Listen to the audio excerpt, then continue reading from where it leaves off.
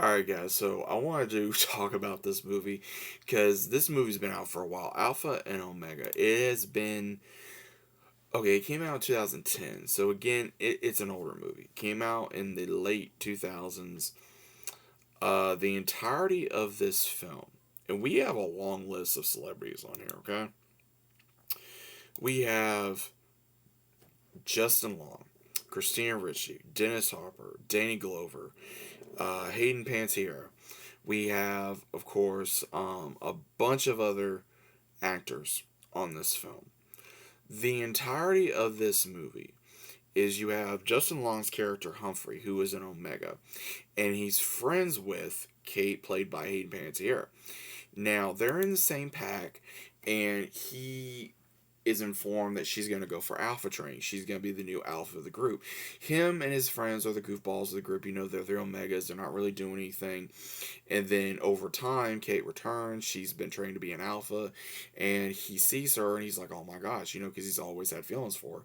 But he tries to get her attention, but she's already been promised to another rival's pack because the new alpha of that group is the leader of that current group is wanting to have his son marry Kate so that way they can combine both packs and that way they won't have to fight over the caribou and the land. Now, they're supposed to do a howling where it shows that, you know, they're together or whatever, and Humphrey is really trying to get Kate's attention and he doesn't always get it, but what happens is him and Kate are tranquilized and kidnapped and brought into a national park to repopulate the area with wolves.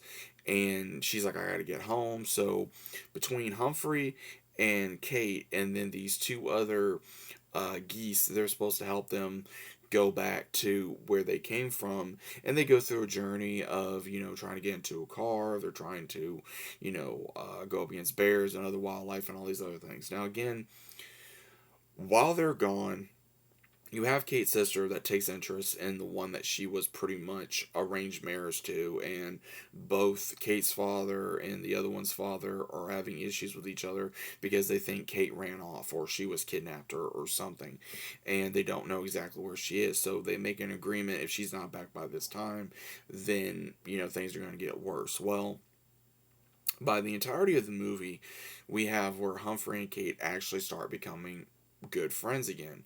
But then there's also interest that's there as well.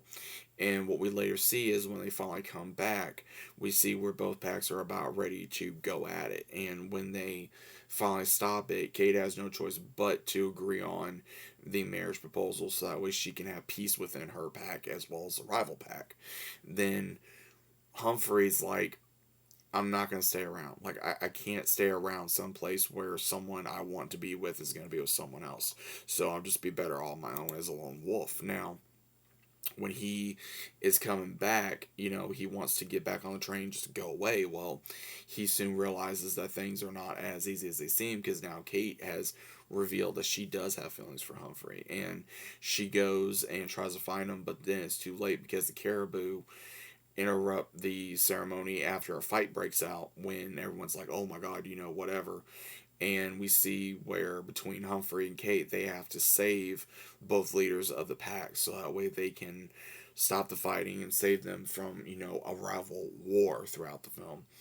And when they finally do, and it seems like Kate almost passes, well, Humphrey and the rest of the pack is able to, show respect because they think Kate's gone, but Kate's not gone. And it gets revealed that Humphrey and Kate actually develop a relationship and they get together. And then it also shows that Kate's sister wanted to be with the suitor of Kate's, and they get together, even though an Alpha and Omega was forbidden in their traditions, but yet it could work. So we later see at the end of the film, everyone gets who they're supposed to be with, and that's the end of the film. That's just a quick little recap. But this movie, it was entertaining. I will say it was entertaining. I love wolves. I like the story. There was some of it that I was not really too keen on. I think if I was younger, then I probably would have enjoyed this film a little bit more. I probably should have watched it when I was younger. I probably would have enjoyed it, but again, I was going through a phase where I didn't want to watch animation movies like that. But Overall, I don't think this movie's a bad movie. It's an okay movie in my opinion. I know there's a bunch of Alpha and Omega movies, and if I want to continue on, I think there's like seven or eight. I think I'm not entirely sure, but overall, it's not a bad movie. It's an animation movie. It's a very fun, family oriented movie. It's a very comedy movie. It's got some songs in here as well, and the voice acting is really good between Justin Long and Ian Pantera. They did very good. Christina Ricci's in here, so she did very well as well. Dan Glover did well. Again, they had good actors in here. They did do good actors. I think that again, out of my own personal opinion, if I would have saw this movie again when I was younger, then I probably would have enjoyed it more than what I initially did. But again, if you have like a significant other, or like a younger sibling, or kids, or grandkids, whatever, that may want to try a new animation film, then try this out. I mean, it's not a bad film. It's not a oh my gosh, I can't believe they did this type thing.